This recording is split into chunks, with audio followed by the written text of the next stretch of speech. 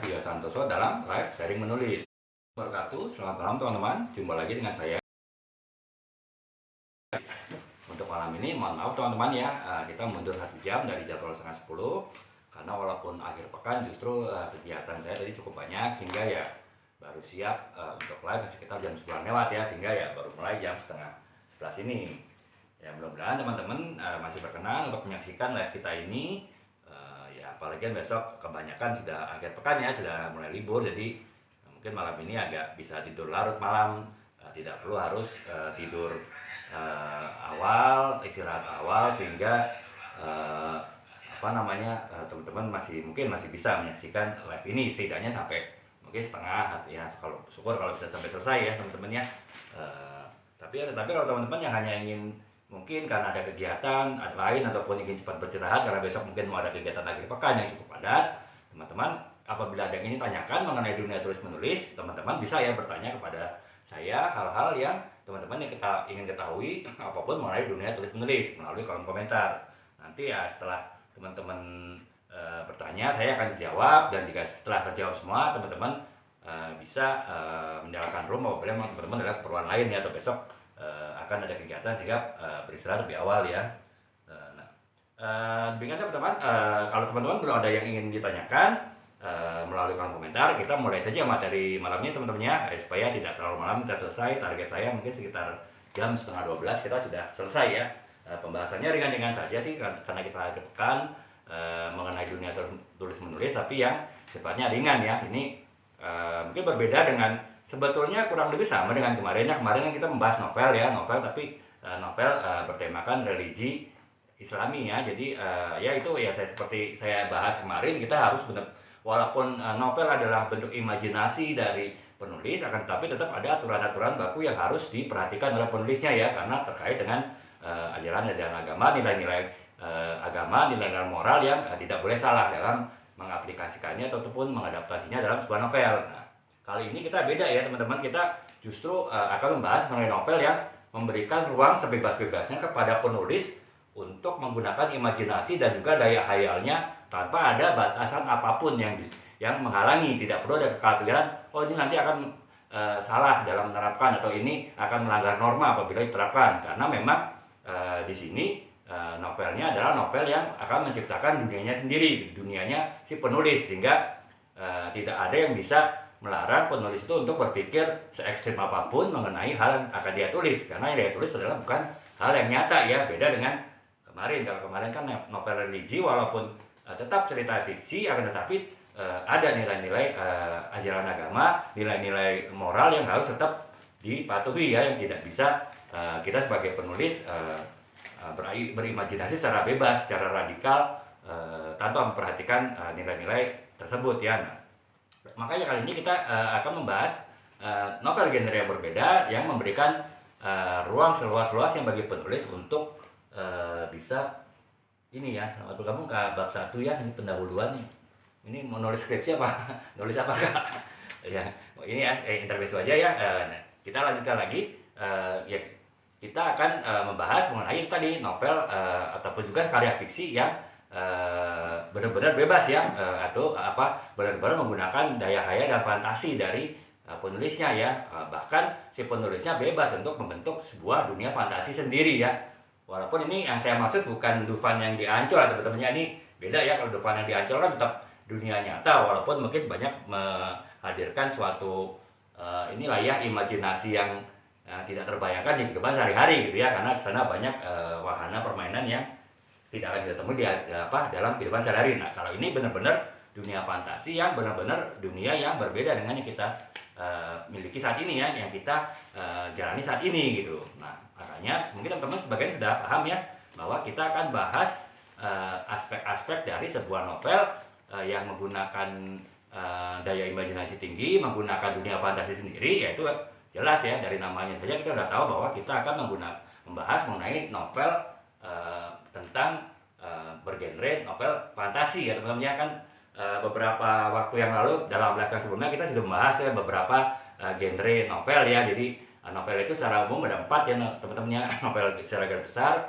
novel genre roman, yaitu genre percintaan lah ya, seperti yang yang ya kebanyakan orang tulis dan saya pun tulisnya kebanyakan juga novel genre roman. Teman-teman bisa lihat di meja-meja ini itu adalah novel-novel saya yang bertema roman ya, itu yang pertama. Kemudian yang kedua adalah novel misteri ya. Novel misteri itu ya terkait dengan teka-teki ya, kebanyakan sih peristiwa kejahatan gitu. Kemudian yang ketiga novel science fiction, fiksi ilmiah, yaitu novel yang terkait dengan imajinasi penulis mengenai masa depan teknologi yang ada saat ini akan seperti apa. Dan yang ini yang keempat adalah kita akan bahas mengenai novel fantasi ya, yaitu novel yang benar-benar si penulisnya harus membuat dunianya sendiri gitu. Jadi dia tidak berdasarkan pada dunia nyata yang kita alami, tapi adalah dunia hayal yang benar-benar tidak ada di dalam kehidupan nyata, dan bahkan mungkin tidak terpikirkan, terbayangkan oleh kebanyakan pembaca ya. Ya ini saya kasih contoh ya, kasih bocoran sedikit ya.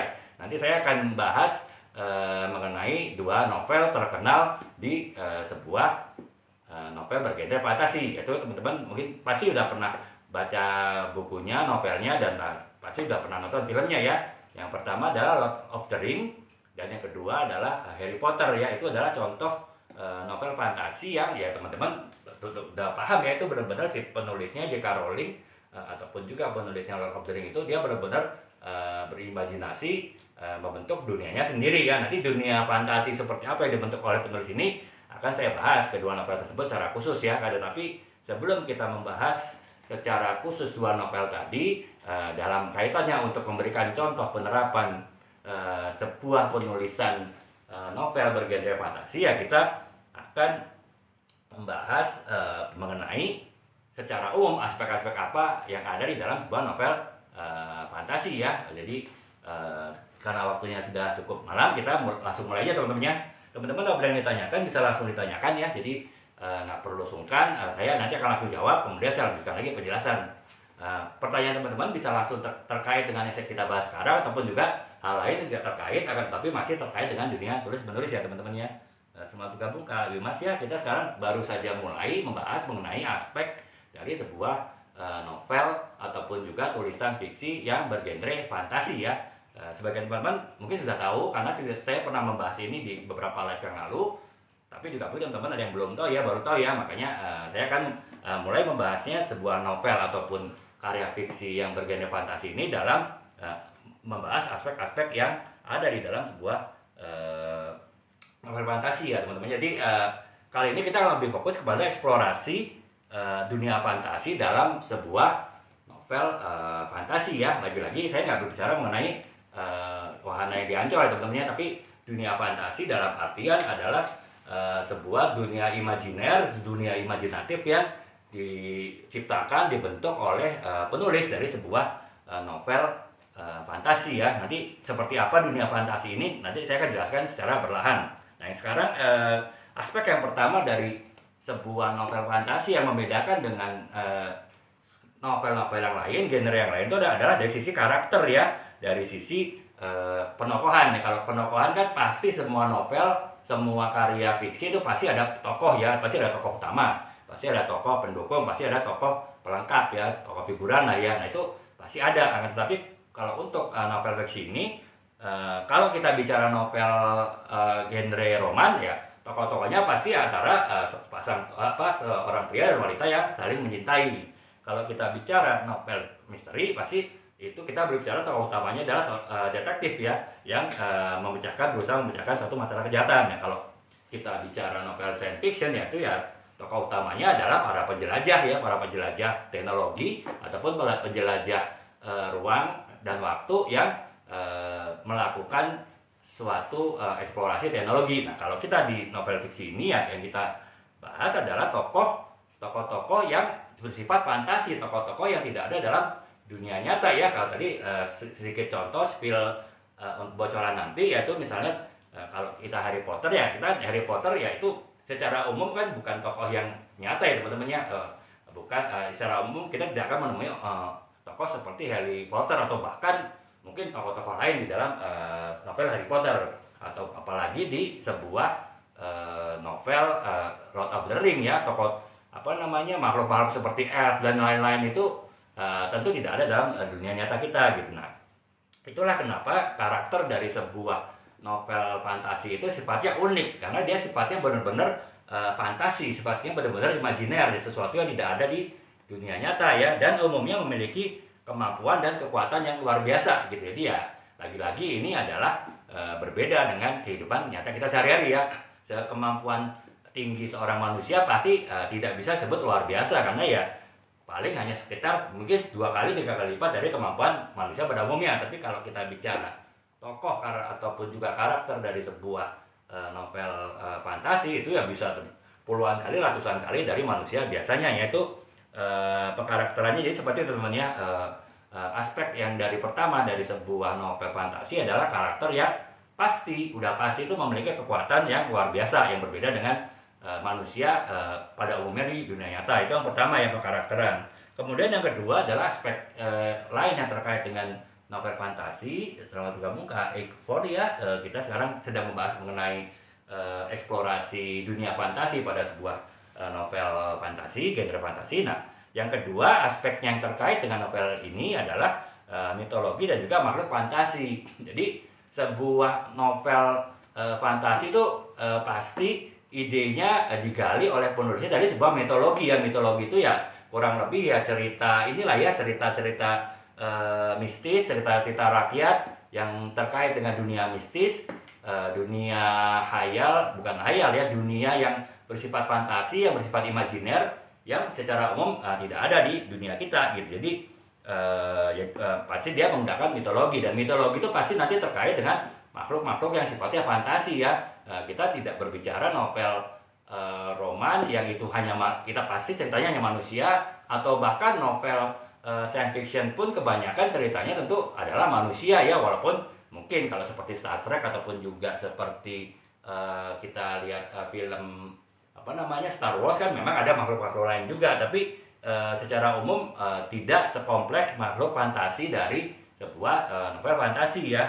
Nah, jadi itu ya teman-teman. Yang kedua, mitologi. Biasanya mengandalkan pada mitologi, berdasarkan pada sebuah mitologi, cerita mistis, baik itu cerita yang ada di cerita rakyat maupun cerita mitologi yang berkembang secara umum di dalam kehidupan masyarakat ya. Misalnya cerita tentang tukang sihir gitu kan adalah umum ya, di setiap masyarakat negara itu pasti ada cerita tukang sihir. Nah, itu bisa diadaptasi menjadi sebuah novel yang bergenre fantasi. Contohnya Harry Potter itu ya, saya yakin J.K. Rowling pun pasti mengambil inspirasi dari kisah-kisah tentang penyihir yang ada di Eropa ya, yang nanti saya akan jelaskan juga kaitannya seperti apa gitu. Nah, itu yang kedua ya, mitologi dan juga adanya makhluk fantasi di dalam sebuah karya fiksi bergenre fantasi.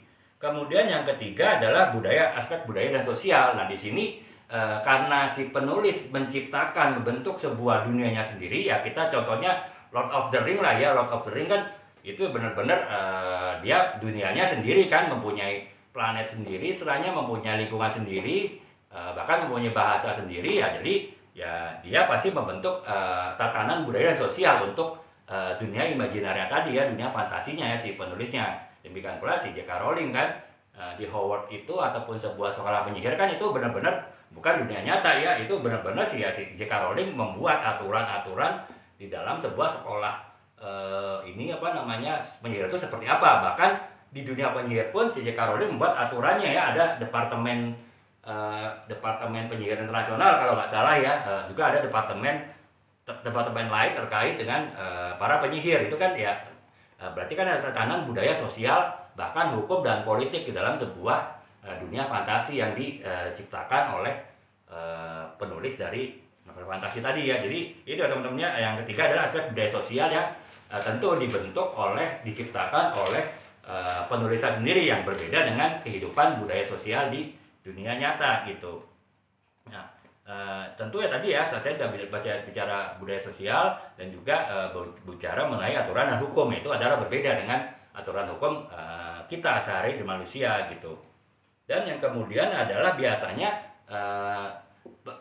dalam sebuah kisah fantasi itu pasti ada perjalanan fantasi ya. Jadi misalnya di dalam Lord of the Ring kan itu kan nanti ada perjalanan fantasi ya, fantasi untuk mencari cincin cincin kehancuran ya itu. Jadi intinya adalah dia pasti mencari cincin itu gitu.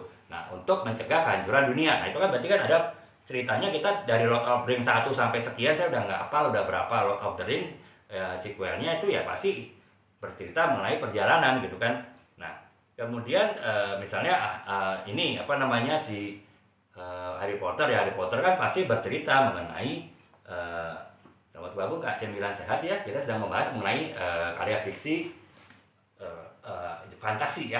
Sekarang kita sedang bahas aspek yang terkait dengan karya fiksi ataupun novel bergenre fantasi. Nah kemudian yang kelima itu tadi ya di perjalanan eksplorasi ya. Kalaupun kita tadi bicara Harry Potter ya dia pasti kan ada perjalanan Harry Potter dalam memecahkan permasalahan yang ada gitu kan, termasuk perjalanan di sekitar wilayah sekitar Hogwarts ya, seperti di hutan ini ya, apa di hutan yang dekat Hogwarts itu hutan apa namanya, hutan ini ya, hutan terlarang itu ya, itu kan berarti kan adalah perjalanan fantasi juga gitu. Nah selain itu yang keenam adalah adanya konflik yang bersifat fantasi ya. Jadi konflik ini biasanya ya karena itu tadi di dalam sebuah cerita fantasi kan makhluknya tidak hanya satu kan, ada pasti makhluknya macam-macam, ada manusia, ada makhluk setengah manusia, ada makhluk yang bukan manusia gitu. Kalaupun di Hogwarts di sekolahnya Harry Potter pun ada manusia yang lahir dari keluarga penyihir, ada yang benar-benar pureblood ya, itu artinya manusia yang benar-benar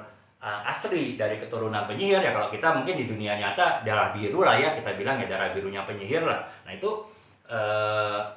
apa namanya dan perbedaan-perbedaan itu tentu menimbulkan konflik ya. Jadi ya konfliknya tentu ya konflik fantasi, karena konflik itu terjadi karena adanya makhluk-makhluk yang bersifat fantasi gitu ya. Nah kemudian yang ketujuh adalah mengenai moralitas dan juga tema untuk ini ya apa moralitas dan juga tema-tema universal ya. Jadi di dalam ya itu tadi karena sebuah novel fantasi itu adalah bercerita di dunia atau yang dibentuk oleh imajinasi penulis, dunia tidak ada dalam dunia nyata ya, tentu tetap harus ada nilai-nilai moralitas yang juga nilai-nilai universal yang diterapkan di dalam dunia tersebut, walaupun nilai-nilai tersebut adalah nilai-nilai manusia di dunia nyata ya, dunia kita saat ini gitu, tapi itu bisa diterapkan di dunia yang tidak nyata, di dunia fantasi, di sebuah novel fantasi gitu. Yaitu misalnya nilai-nilai kebebasan itu kan ya di dunia kita ada ya, di dalam cerita novel fantasi itu pasti juga ada gitu. Mulai nilai-nilai agama ya dalam bentuk yang mungkin agama tanda petik ya di dunia fantasi dari sebuah novel fantasi itu juga mungkin ada ya. Di Lord of the Rings itu ada ya kepercayaan agama, keyakinan terhadap sesuatu hal kan. Nah itu ada juga. Kemudian juga misalnya moralitas ya, moralitas kan baik dunia nyata kita maupun dunia fantasi, di sebuah novel fantasi itu juga ada yang namanya moralitas ya. Nah, itu sih teman-teman ya yang ketujuh. Kemudian yang delapan adalah menggunakan dunia fantasi itu untuk menggabungkan realitas. Seringkali bisa jadi juga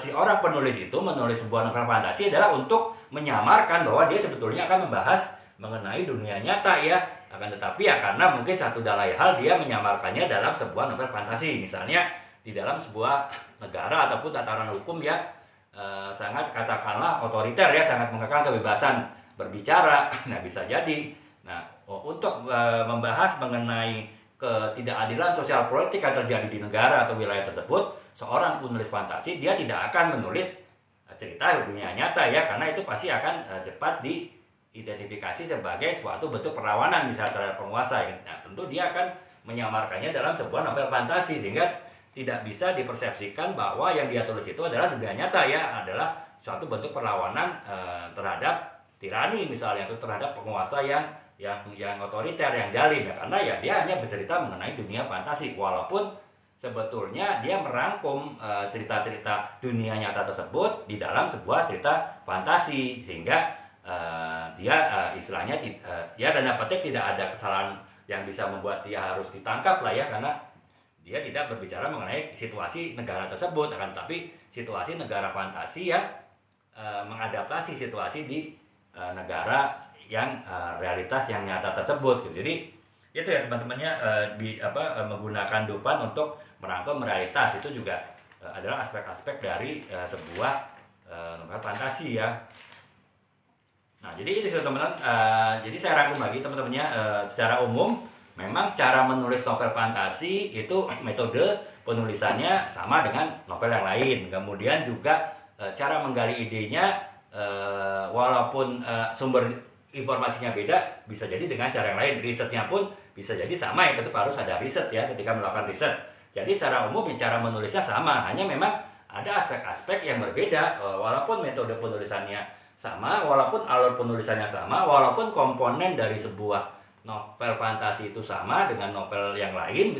Misalnya tetap pasti harus ada tokoh ya, ada karakter, ada pendokahan, kemudian harus ada plot, alur cerita gitu. Kemudian harus ada konflik, ketegangan dalam sebuah cerita. Kemudian harus ada proses resolusi atau pemecahan masalah. Itu kan standar dalam sebuah kita menulis sebuah novel ya, apapun genrenya. Nah, akan tetapi ada hal-hal yang membuat berbeda dari sebuah novel fantasi. Itulah yang makanya kita membahas mengenai aspek-aspek dari sebuah novel fantasi yang membuatnya itu berbeda dengan novel yang bergenre lain ya, seperti novel roman ataupun novel misteri dan science fiction, fiksi ilmiah.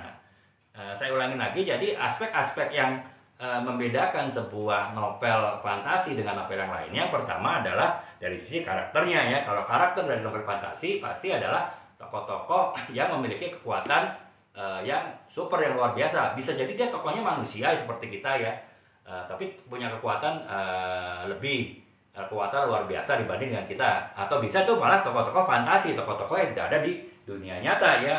Ya misalnya kalau di Lord of the Rings ada Hobbit gitu kan teman-teman kan, tahu ya Hobbit ya, bahkan ada rumah Hobbit segala macam gitu. Nah itu kan tokoh-tokoh fiksi ya, dan tokoh-tokoh itu pasti memiliki kemampuan masing-masing yang berbeda dengan secara umum kemampuan kita sebagai manusia ya. Kemampuannya umumnya adalah kemampuan yang luar biasa gitu. Nah itu jadi yang satu ya, karakter adalah satu aspek yang membedakan novel genre fantasi dengan novel-novel yang lain ya. Bergabung ke Nur Seri ya, kita sedang membahas merangkum aspek-aspek yang membedakan sebuah novel fantasi dengan novel genre lain. Itu pertama adalah karakter yang mempunyai kekuatan luar biasa ya, yang berbeda dengan manusia ya pada umumnya. Kemudian yang kedua adalah mitologi dan makhluk fantasi. Nah biasanya sebuah novel fantasi digali dari sebuah mitologi ataupun cerita-cerita mistis ya. Cerita-cerita mistis ada juga cerita-cerita rakyat yang mengandung nilai-nilai mistis dan magis ya. Jadi biasanya ataupun juga legenda-legenda. Jadi umumnya memang digali dari situ ya, dari hal-hal seperti tersebut untuk penggalian idenya untuk sebuah novel yang bergenre fantasi. Kemudian yang ketiga adalah budaya dan sosial. Nah si penulisnya itu karena dia membentuk dunia fantasi, membentuk dunianya sendiri dalam imajinasinya yang berbeda dengan dunia nyata. Untuk karya tulisnya, untuk novelnya ya, dia harus membuat aturan-aturan, tata nilai, norma-norma sosial yang berbeda dengan kita ya di dunia, pada yang dunia nyata ya. Makanya ya untuk budaya dan sosial ya harus mengkreasikan sebuah aturannya sendiri si penulisnya gitu. Tidak hanya budaya sosial, yang ketiga, yang keempat adalah juga untuk aturan dan hukum. Jadi hukumnya berlaku sendiri-sendiri ya. Misalnya ya kalau saya contohkan Harry Potter tadi kan, di sekolah menyihir Hogwarts dia punya aturan sendiri ya, kurikulum sendiri, beda dengan kita kurikulum pendidikan nasional kan, beda dengan aturan kita di sekolah kita di dunia nyata gitu kan, aturannya berbeda ya, namanya juga sekolah penyihir kan. Nah makanya si J.K. Rowling harus membuat aturan-aturan, mengkreasikan aturan-aturan untuk membuat alur ceritanya menjadi lancar dan menarik gitu. Nah itu yang keempat. Yang kelima adalah perjalanan eksplorasi. Nah biasanya sebuah novel fantasi pasti bercerita mengenai suatu perjalanan ya, perjalanan eksplorasi, perjalanan fantasi gitu. Jadi ya seperti Lord of the Rings lah, perjalanan mencari cincin kehancuran gitu kan. Kemudian juga si Lord of the Rings, si Harry Potter juga dia pasti menjelajah untuk memecahkan suatu masalah ya, termasuk ke hutan-hutan terlarang sekitar Hogwarts, sekolah penyihir tadi gitu. Nah itu pasti ada perjalanan eksplorasi yang bersifat fantasi ya, yang itu tidak ada pasti di novel-novel bergenre lain. Nah kemudian yang keenam adalah konflik fantasi. Nah itu konflik fantasi itu adalah konflik yang sifatnya konflik antara kekuatan magis ya, kekuatan magis yang ada di dalam cerita tersebut di antara tokoh-tokoh dari novel fantasi ya, karena perbedaan etnis dan juga perbedaan sosial budaya di antara mereka. Ya sebetulnya tidak beda sih dengan kita dunia nyata ya, perbedaan sosial itu bisa menyebabkan konflik. Tapi kalau ini tentu perbedaannya bukan dunia nyata ya, tapi perbedaan yang secara fantasi itu mengandung hal-hal yang mistis. Jadi ya tetap walaupun ada konflik, tapi konfliknya tentu bersifat mistis juga gitu ya, bersifat mitologi, bersifat magis ya. Nah itu konflik fantasi, makanya disebut konflik fantasi karena konflik yang berada di tanda petik dunia fantasi. Kemudian yang ketujuh adalah moralitas dan tema universal. Jadi ya walaupun dunia fantasi itu bercerita tidak hanya manusia tapi juga makhluk-makhluk fantasi, akan tetapi juga ada beberapa nilai-nilai universal manusia yang bisa diterapkan dalam novel genre fantasi, di dalam dunia fantasi yang dikreasikan oleh penulisnya tadi ya. Teman-teman Kak Oren ya, Pelabuhan ya, kita sedang membahas mengenai novel fantasi ya, genre fantasi ya. Sekarang kita sedang membahas aspek-aspeknya. Kita sudah masuk ke 7 ya, aspek ke-7 yaitu moralitas dan juga tema universal. Nah, tema universal di dunia kita sehari-hari, di dunia nyata yang bisa diterapkan juga di dunia fantasi, di sebuah novel fantasi antara lain adalah nilai kebebasan kan. Jadi ya kebebasan itu ya pasti kan dalam sebuah novel fantasi ada pertempuran sama dengan kita di dunia nyata ya. Pertempuran adalah si baik dengan si jahat kan. Nah, si baik pasti ingin mempertahankan kebebasan yang dimiliki, si jahat pasti ingin merebut kebebasan dari si baik. Nah itu makanya nilai kebebasan pun juga bisa diterapkan di dalam cerita fantasi. Demikian pula dengan agama ataupun keyakinan ya, agama tanda petik ya. Di dalam dunia fantasi pun bisa dibuat sebuah cerita mengenai keyakinan dari para penghuni dunia fantasi tadi gitu. Dan juga moralitas ya, pasti ada setiap kehidupan itu pasti ada nilai standar moralitas ya. Demikian pula dengan di kehidupan di dunia fantasi ya, di dunia nyata yang dia pasti juga membahas mengenai hal-hal yang bersifat moralitas gitu. Dan yang kedelapan adalah menggunakan dunia fantasi untuk rangkuman realistis. Ini sebetulnya sih agak berbeda ya dengan aspek sebelumnya. Jadi ini adalah sebetulnya si penulis sebetulnya ingin menulis mengenai dunia nyata, kan, tetapi dia ingin menyamarkannya menjadi sebuah cerita fantasi ya. Contohnya itu tadi ya, misalnya sebuah negara otoriter, si penulis ingin membuat suatu tulisan mengenai mengenai ketidakadilan sosial di dalam suatu negara ya, dia tidak akan membuat dalam sebuah novel yang mengenai dunia nyata, apalagi bercerita tentang negara tersebut ya. Dia kan penulisnya akan membentuk sebuah dunia fantasi, membentuk sebuah novel fantasi yang seolah-olah bercerita mengenai dunia yang berbeda, dunia yang lain dengan kehidupan sehari-hari di negara tersebut, akan tetapi sebetulnya bercerita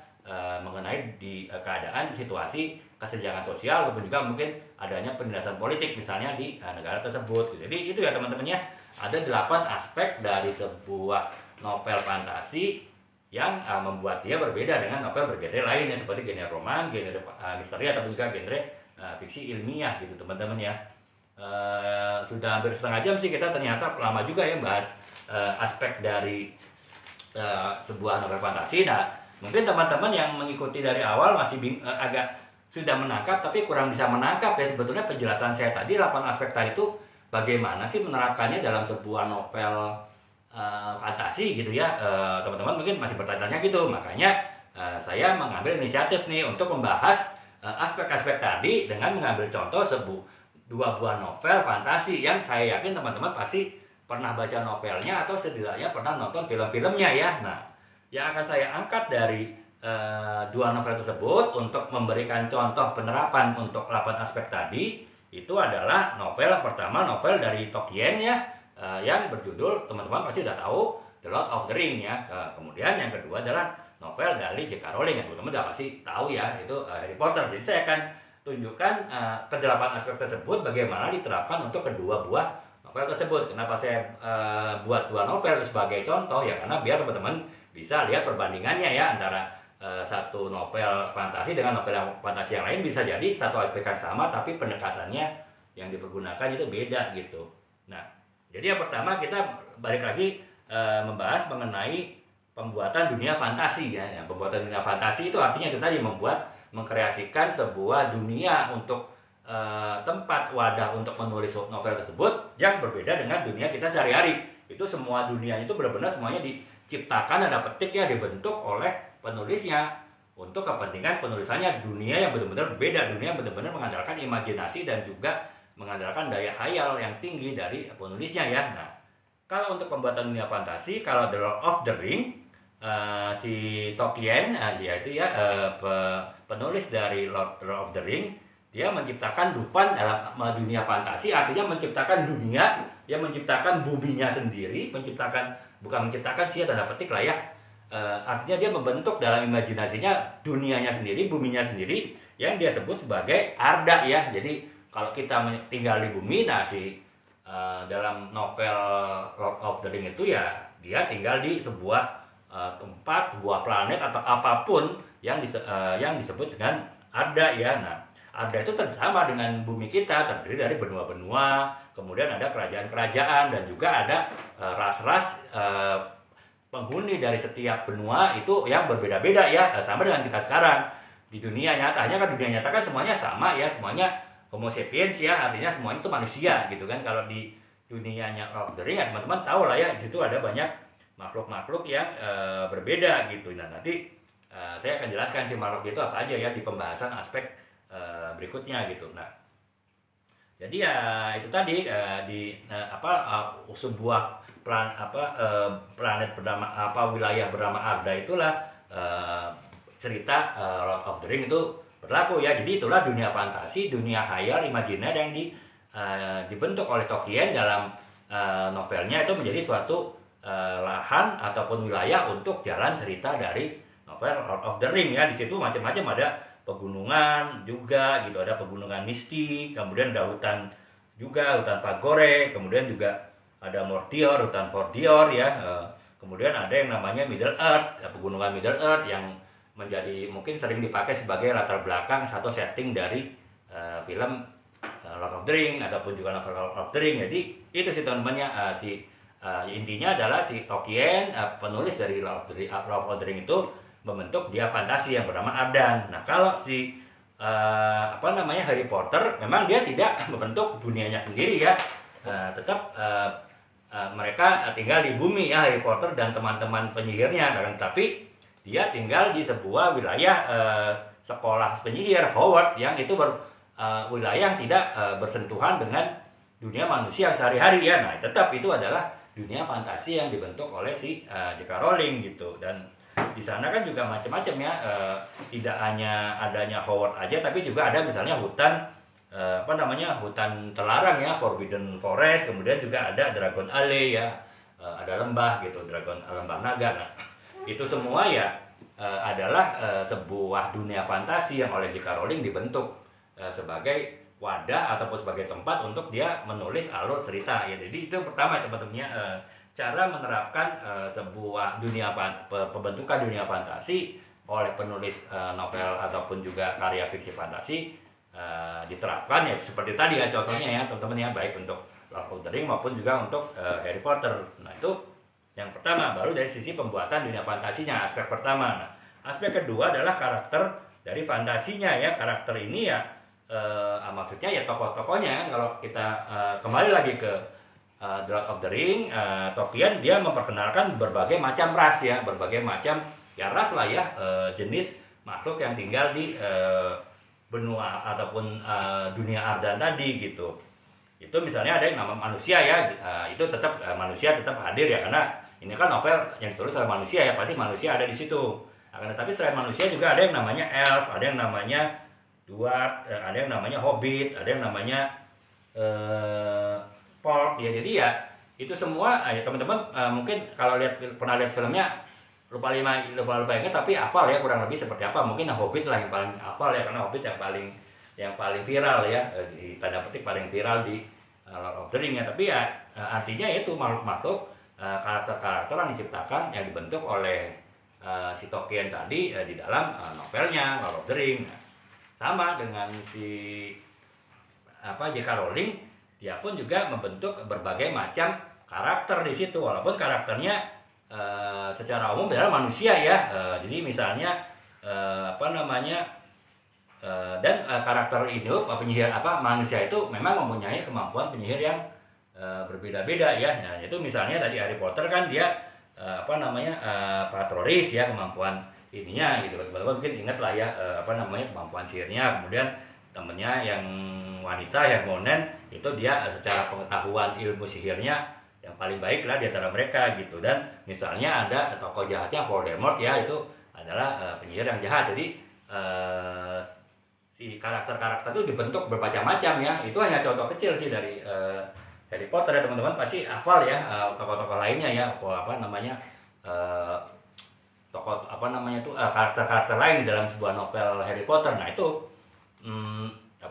ya contoh cara menerapkan penentuan karakter atau penokohan dalam sebuah novel fantasi ya, baik untuk Lord of the Ring maupun juga untuk Harry Potter.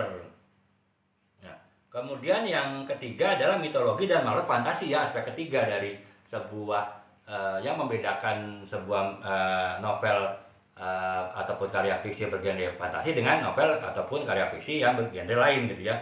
Yang ketiga adalah mitologi dan makhluk fantasi. Nah, kalau The Lord of the Ring itu menggunakan diinspirasi ataupun menggunakan dasar dari mitologi ataupun cerita mistis ataupun cerita rakyat lah kita bilang, itu di daerah Anglo-Saxon dan juga di daerah Norse ya. Jadi yaitu di daerah di inilah teman-temannya, daerah di Inggris sana ya, di pulau negara Inggris dan juga di benua Eropa kan itu. Jadi tetap seperti saya bilang tadi, sebuah karya fantasi itu umumnya pasti menggunakan basis cerita rakyat, cerita mistis, cerita mitologi sebagai inspirasi dari karya novelnya ya. Siapa juga The Lord of the Rings itu juga menggunakan itu tadi cerita mitologi di daerah Norse dan juga Anglo-Saxon yang menjadi basis inspirasi untuk menulis novel Lord of the Ring gitu.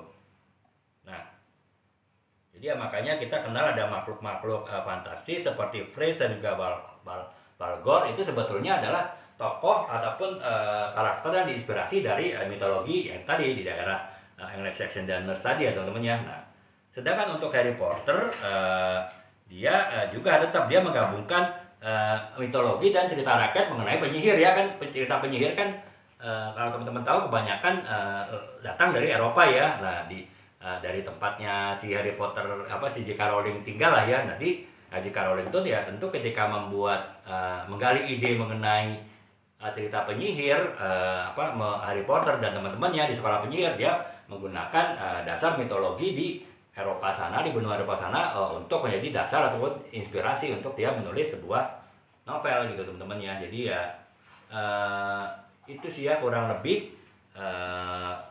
mitologi dan makhluk fantasi yang diciptakan ya. Kalau untuk makhluk fantasinya kan ya teman-teman inilah ya banyak ya di Harry Potter ya itu semua sebagian mengambil inspirasi dari cerita-cerita mitologi ataupun cerita rakyat di benua Eropa mengenai kehidupan penyihir ya. Karena itu tadi cerita penyihir itu banyak yang berasal memang dari Eropa ya, walaupun mungkin di kita pun juga ada, tapi konteks Harry Potter itu ya penyihir dalam sudut pandang atau perspektif orang-orang di Eropa kan teman-teman ya. Beda ya dengan perspektif penyihir kalau misalnya di Indonesia gitu ya. Nah, itu dari sisi itu tadi ya teman-temannya, dari sisi mitologi dan makhluk fantasi, aspek ketiga. Nah, aspek keempatnya adalah budaya dan sosial. Nah, dalam The Lord of the Ring ya Tolkien itu membentuk sebuah aturan ataupun norma-norma sosial dan norma-norma budaya yang berlaku untuk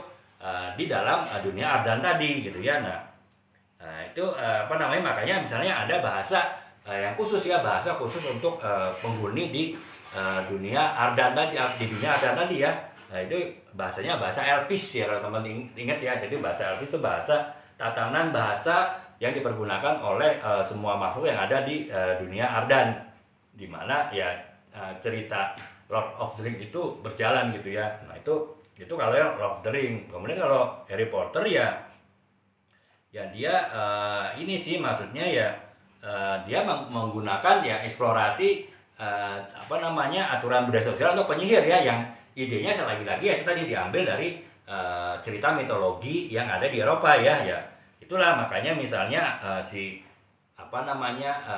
J.K. Rowling itu membentuk beberapa strata sosial misalnya dalam kehidupan para penyihir ya. Misalnya ada yang namanya Mughal Brown ya teman-teman ya, saya kurang hafal ya, tapi kurang lebih seperti itu ya. Tapi intinya adalah manusia biasa tapi dia lahir dari keluarga penyihir gitu kan ya.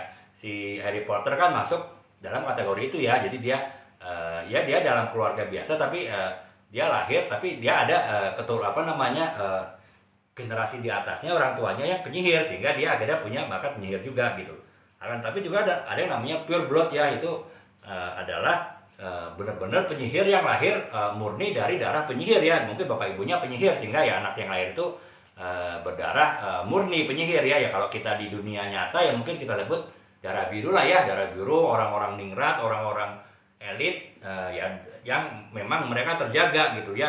Mereka benar-benar misalnya orang dari kerajaan, keraton ataupun apapun ya itu pernikahannya antara mereka saja sehingga ya keturunan dihasilkannya adalah keturunan yang memang berdarah biru, berdarah ya walaupun darahnya merah juga sih sebetulnya ya, tapi artinya mempunyai derajat sosial yang berbeda dengan masyarakat pada umumnya ya. Sama si J.K. Rowling juga membuat strata sosial tersebut dalam kehidupan di dunia penyihir ya. Nah itu yang budaya sosial, aspek budaya sosial yang oleh si penulis dibentuk sesuai dengan imajinasinya gitu. Nah kemudian yang kelima adalah aturan hukum dan juga aturan hukum yang berlaku di dunia fantasi. Nah kalau Lord of the Ring ini kan sistem sihir di Lord of the Ring itu punya aturan sistem yang tersendiri ya, yang tentu berbeda dengan kehidupan dunia kita sehari-hari gitu ya. Demikian penggunaan misalnya cincin kepunahan gitu kan ya.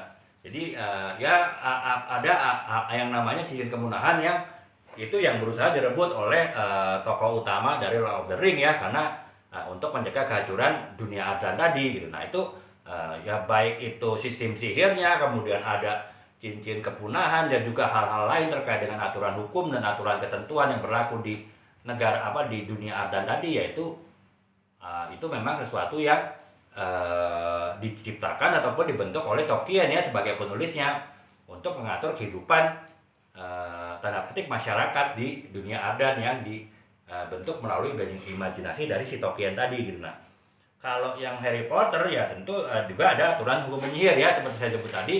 Di sana juga kayak kita di negara-negara di dunia ya, di dunia nyata, di sana juga ada departemen, misalnya departemen penyihir internasional gitu kan. Teman-teman juga pernah beberapa episode dari Harry Potter kan ada tuh sidang dari departemen penyihir internasional.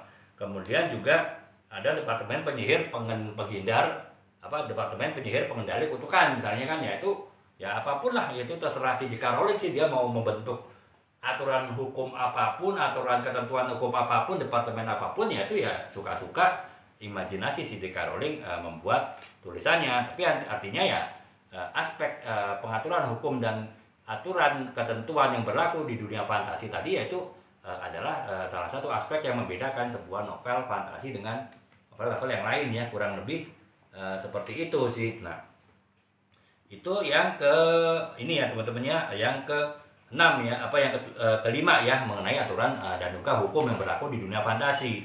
Dan yang ke-6 ada perjalanan eksplorasi ya. Nah perjalanan eksplorasi ya itu tadi di dalam sebuah novel, saya bilang setiap sebuah novel ataupun karya fiksi fantasi yang lain itu juga pasti ada perjalanan fantasi di situ, itu perjalanan dari tokoh-tokohnya ya. Kalau Lord of the Ring contohnya adalah perjalanan dari Frodo ya, tokoh utama dari Lord of the Ring. Teman-teman pasti hafal ya, pasti tahu Frodo itu siapa, dan bersama kawan-kawannya dia mencari cincin kepunahan, yaitu untuk mencegah kepunahan dunia Ardan ya. Itu kan teman-teman lihat kan semua film berapapun sequel dari Lord of the Ring itu pasti ya bercerita mulai perjalanan si Frodo dan kawan-kawannya ya menuju ya itu pokoknya mencari di mana cincin kepunahan itu berada gitu. Sama dengan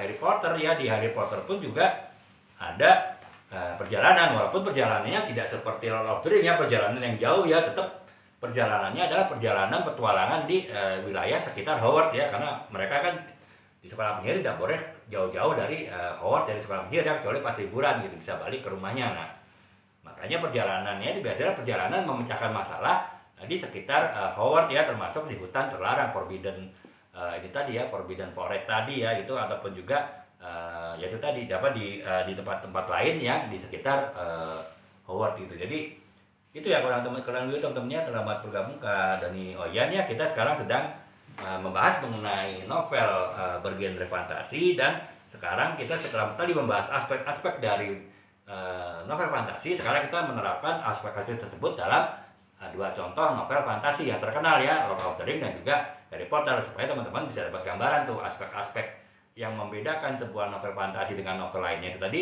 bagaimana menerapkannya dalam sebuah novel fantasi gitu. Nah itu tadi kita yang keenam ya, perjalanan eksplorasi seperti apa gitu. Nah kemudian yang ketujuh adalah konflik fantasi. Nah sama di dalam setiap novel kan sehingga pasti ada konflik. Demikian pula di sebuah novel fantasi, hanya konfliknya tentu konflik fantasi ya, konflik yang bersifat mistis, konflik yang bersifat mitologi, konflik yang bersifat magis ya. Beda dengan konflik di jenis novel yang lain. Nah kalau untuk Lord of the Ring, konflik yang terjadi itu adalah kejahatan melawan kebaikannya. Jadi konfliknya itu ya kejahatan dan kebaikan, semuanya adalah kekuatan yang masing-masing mempunyai kekuatan magis ya, kekuatan mistis gitu. Nah konflik itu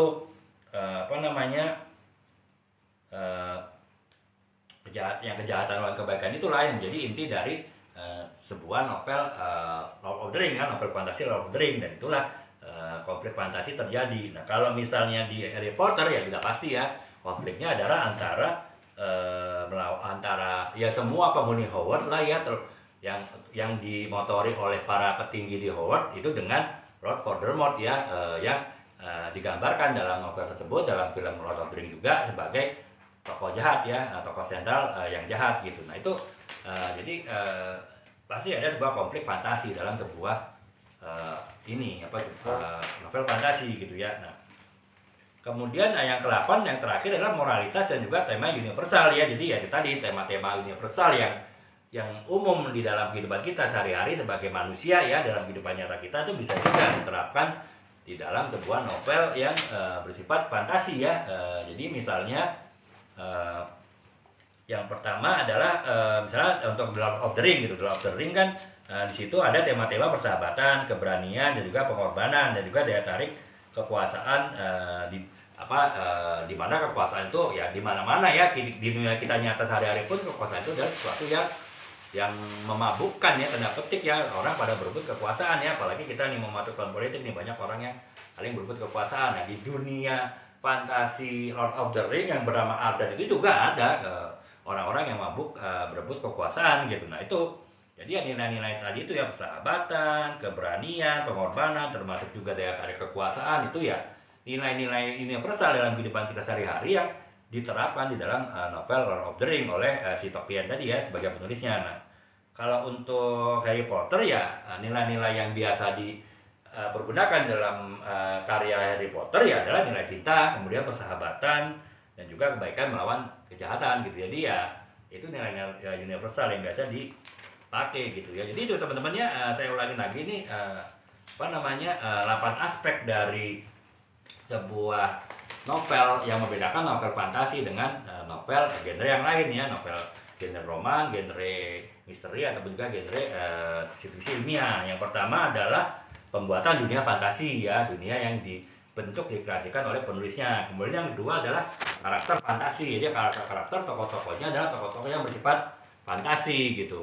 Kemudian yang ketiga adalah mitologi dan juga makhluk fantasi. Jadi ya pasti berbasiskan kepada mitologi dan berbasiskan kepada kehidupan cerita rakyat ya, kalau setiap pembuatan novel fantasi. Kemudian yang keempat adalah budaya dan sosial, di mana penulisnya membentuk nilai-nilai tatanan-tatanan budaya dan sosial sesuai dengan dunia fantasi yang dibentuk oleh si penulisnya tadi. Demikian pula untuk aturan dan hukum, si penulis dari novel tersebut juga membuat aturan-aturan hukum dan aturan-aturan lain yang berlaku di dunia fantasi yang dia bentuk dalam novelnya itu tadi gitu. Itu yang keempat. Kemudian yang kelima adalah aturan hukum ya. Kemudian yang keenam itu adalah adanya perjalanan perjalanan eksplorasi ya, perjalanan fantasi. Jadi setiap novel fantasi pasti ada perjalanannya ya, yang bersifat fantasi, pasti banyak hal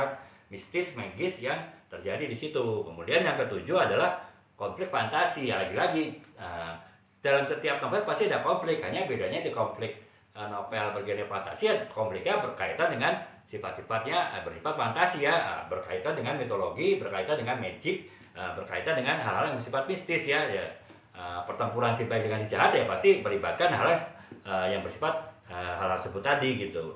Itu yang ketujuh ya, konflik fantasi ya. Kemudian yang kedelapan ya, moralitas dan tema universal ya, artinya walaupun novel ini adalah dunia fantasi yang berbeda jauh dengan dunia kita sehari-hari, akan tetapi juga bisa menggunakan nilai-nilai moral dan juga nilai-nilai universal yang berlaku di dunia kita ya dalam novel tersebut. Jadi ya karena bagaimanapun kan novel fantasinya sebuah novel fantasi pasti bercerita tentang manusia juga kan. Di Lord of the Ring walaupun ada makhluk-makhluk lain seperti elf, hobbit dan lain-lain, tetap ada manusia gitu juga kan. Di Harry Potter ya semuanya umumnya adalah juga manusia, makanya nilai-nilai moral yang berlaku di manusia secara umum, nilai-nilai universal pun juga bisa diterapkan dalam novel-novel tersebut gitu. Nah, kurang lebih itu ya teman-teman ya, pembahasan aspek-aspek yang membuat sebuah novel fantasi beda dengan novel lainnya, dan juga inilah yang bisa dia gunakan untuk eksplorasi dunia fantasi dalam sebuah novel fantasi ya. Jadi ya lagi-lagi ini bukan dunia fantasi yang diancur atau temennya, tapi ya dunia fantasi di dalam benak ataupun di dalam pikiran imajinasi dari penulis sebuah novel fantasi gitu. Nah, tadi saya ketika mencari bahan untuk membuat bahan live ini mengenai eksplorasi dunia fantasi dalam sebuah novel fantasi, saya terpikir itu cerita superhero itu sebetulnya masuk novel fantasi nggak sih? Masuk cerita fantasi nggak sih? Teman-teman kan mungkin tahu ya, misalnya Batman, kalau yang itu yang jadul-jadul lah Batman, kemudian yang Superman itu kan, kemudian kalau yang milenial ya misalnya ya Fantastic Four lah, ataupun juga Captain America, ataupun juga ya semua tokoh-tokoh Marvel lah, itu kan yang itu kisah-kisah superhero baru yang lebih kuno ya, Hulk dan lain-lain. Nah itu sebetulnya masuk ke cerita ini nggak sih, cerita fantasi atau genre yang lain gitu. Nah saya coba berpikir kalau masuk genre yang lain agak susah ya, nggak mungkin cerita superhero itu masuk ke genre percintaan, walaupun mungkin di dalam sebuah cerita superhero pasti ada percintaan kan, tapi kan cinta tuh tidak seperti di novel roman ya, yang cinta itu mendominasi isi novel gitu, isi cerita itu ya. Cinta tuh hanya pelengkap aja dalam sebuah cerita superhero gitu kan. Nah kemudian saya juga berpikir apakah dia masuk ke dalam novel misteri? Nggak juga kan, walaupun biasanya kan si superhero itu pasti melawan pelaku kejahatan ya, itu sama dengan di misteri sih, seperti detektif melawan pelaku kejahatan. Hanya bedanya kalau di novel bergenre misteri kan pelakunya tidak diketahui, bahkan seringkali penulisnya menyembunyikan pelakunya sampai di bagian akhir dari novel tersebut, dari film tersebut baru lawan pelakunya. Nah kalau kita bicara superhero, musuhnya udah jelas kan ya, Batman udah pasti ada musuhnya di Joker kan. Kalau misalnya si Superman pun juga sudah ada musuhnya Lex Luthor gitu kan. Jadi nggak bisa dimasukin juga ke dalam sebuah novel bergenre misteri gitu. Kalau apalagi sebut genre misalnya science fiction ya, cerita Batman walaupun dia punya mobil kecepatan tinggi, tapi kan di situ dia sama sekali penulisnya tidak menuliskan kenapa si mobil Batman itu bisa ngebut seperti demikian cepat di tempat keramaian. Nggak secara logis tuh nggak dijelaskan gitu. Itu beda ya dengan novel science fiction. Novel fiksinya tuh walaupun dia bersifat hayal, tapi ketika dia menjelaskan suatu teknologi pasti ada logika-logikanya yang berdasarkan logika-logika ilmiah gitu. Nah kalau di cerita superhero nggak ada gitu. Bagaimana seorang bisa tiba-tiba jadi Hulk, tiba-tiba sudah pakai baju sendiri ya untuk Hulk, kemudian balik lagi ke manusia udah pakai baju manusia lagi kan, secara nalar aja udah nggak masuk akal gitu kan. Nah ya itu tadi ya, karena ya jadi dimasukin ke novel science fiction juga menurut saya sih nggak ini juga ya. Selamat bergabung ke Rahel ya. Sekarang kita membahas mengenai novel bergenre fantasi dan sudah masuk tahap akhir nih saya. Yaitu saya pertanyaan apakah cerita superhero itu juga masuk ke dalam novel fantasi gitu. Tadi saya sudah coba jelaskan dibandingkan dengan novel superhero cerita superhero dengan novel genre lain selain fantasi nggak ada yang masuk sih. Jadi bingung juga dia mau dimasukin kemana ya, kasihan dia nggak punya rumah ya, cerita superhero itu nggak punya genre gitu. Nah, ya akhirnya ya saya berpikir mungkin bisa jadi ya cerita superhero itu masuk ke dalam genre fantasi, walaupun banyak hal-hal yang ada di genre fantasi itu tidak terjadi, tidak ada di superhero juga gitu ya. Makanya ya saya coba cari tahu tadi, ternyata memang masih ada kontroversi sih ya di sini. Jadi ada yang menyebut bahwa cerita superhero itu masuk ke dalam sebuah novel fantasi, ada juga yang menyebut cerita superhero tadi ya itu genre yang lain gitu, bukan genre fantasi. Tapi juga tidak disebut genre apa gitu kan. Mungkin yang berpendapat itu juga bingung, cerita novel cerita-cerita superhero itu masuk kemana gitu. Makanya sekarang kita coba sedikit bahas ya aspek-aspek dari sebuah kisah ataupun sebuah fiksi ataupun novel superhero itu, aspek-aspeknya apa saja dan apakah bisa disebut sebagai sebuah ya setidaknya walaupun tidak secara pas, tidak secara tepat, tapi bisa masih bisa dianggap masuk ke dalam sebuah novel bergenre fantasi gitu. Nah, itu makanya ya akhirnya saya dapat nih informasi ya teman-teman ya, beberapa aspek di dalam novel atau karya tulis fiksi superhero itu apa aja dan perbandingannya dengan sebuah karya ataupun novel bergenre fiksi gitu. Nah, itu jadi yang pertama itu adalah aspeknya kekuatan super ya kan. Itu sama ya, kekuatan super di dalam sebuah tokoh-tokoh apa yang sifatnya novel fantasi ya pasti ada kekuatan super ya. Kita bicara tadi si Harry Potter dan teman-temannya juga ada kekuatan super, kekuatan penyihir, yang kekuatan yang lebih dari manusia biasa gitu kan. Nah, sementara tokoh dari Lord of the Rings juga pasti punya kekuatan super kan. Jadi ya sama sebetulnya dengan superhero ya, Superman misalnya kan ya, dia punya kekuatan yang sangat kuat, bisa terbang, bisa sampai ke luar angkasa seperti pesawat luar angkasa, dia bisa matanya bisa melihat jauh gitu kan. Itu kemampuan yang luar biasa kan.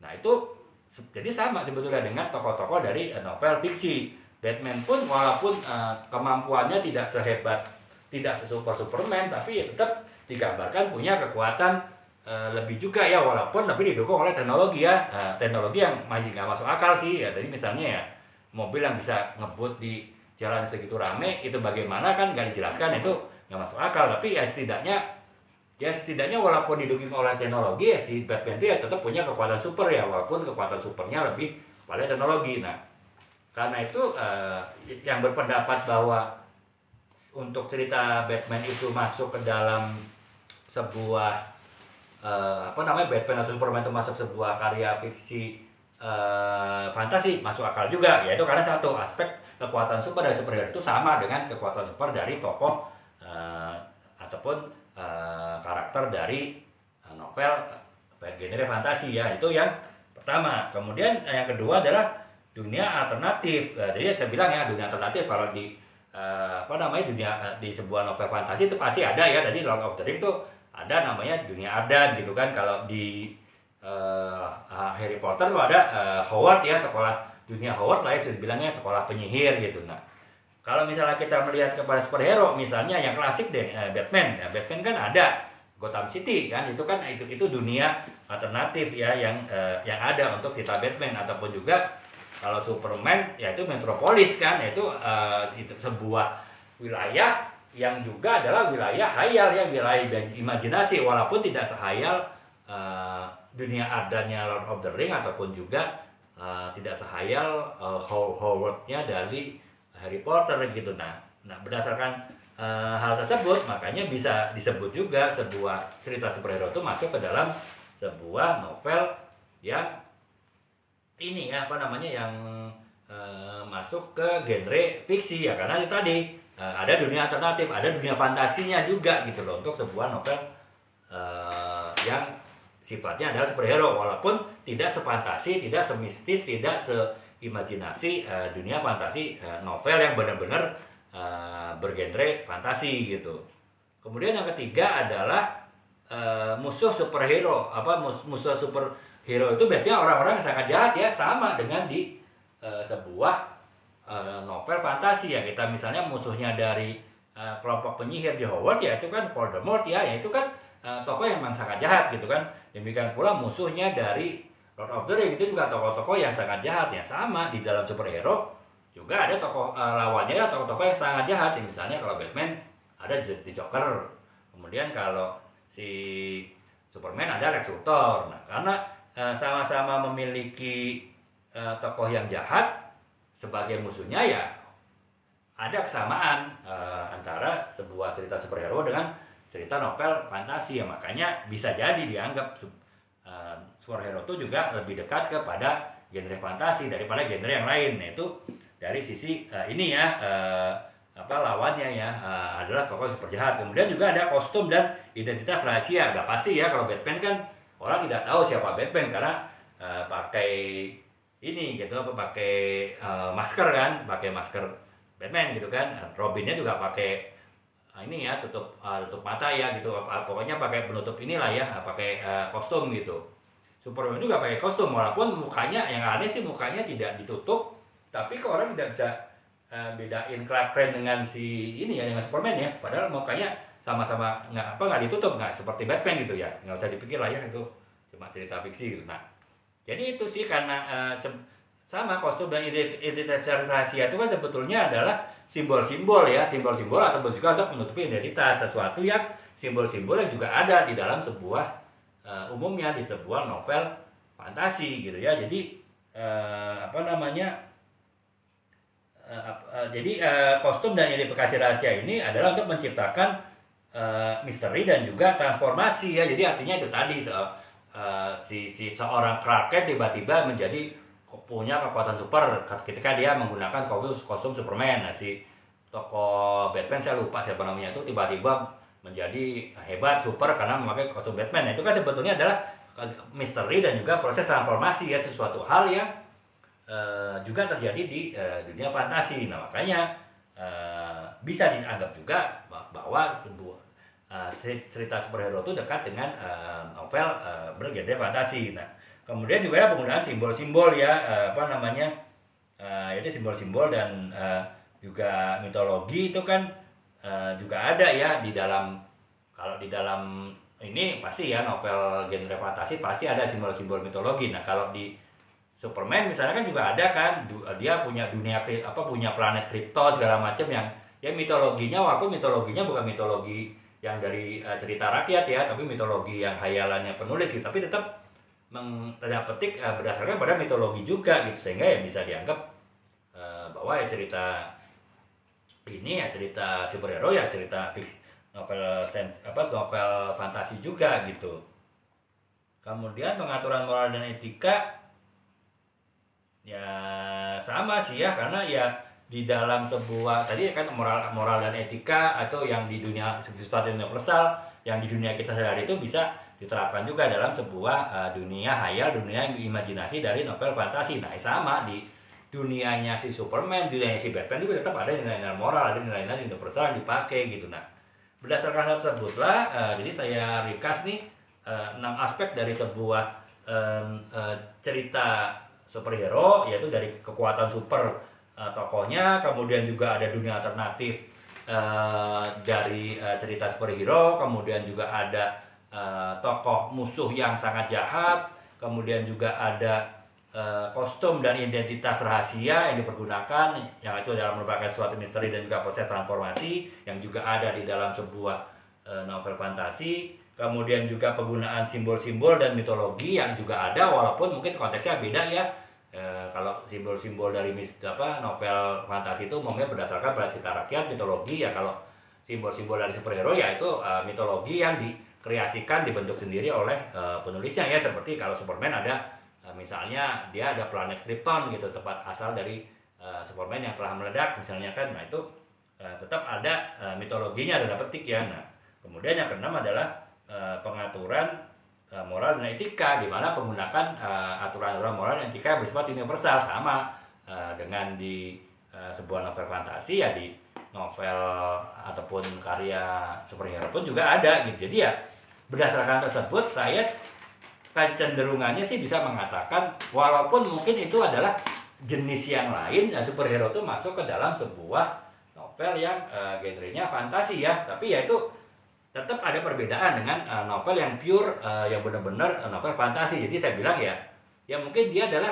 sempalan atau mungkin dia adalah bagian kesatuan dari sebuah novel fantasi, walaupun berbeda dengan novel-novel yang lainnya gitu. Jadi ya itu sih tentunya, kalau teman-teman nanya ya saya bisa jawab, yaitu masuk ke dalam novel fantasi ya. Sekarang tergantung teman-teman nih, teman-teman bisa komentar juga di kolom komentar ya, apakah superhero itu masuk ke dalam genre novel fantasi ataupun bukan gitu. Dan kalau bukan, mungkin teman-teman ada ide masuk ke dalam genre novel yang mana. Saya terus nggak punya ide gitu. Ide saya ya si novel superhero yang masuk ke dalam novel yang bergenre fantasi gitu ya.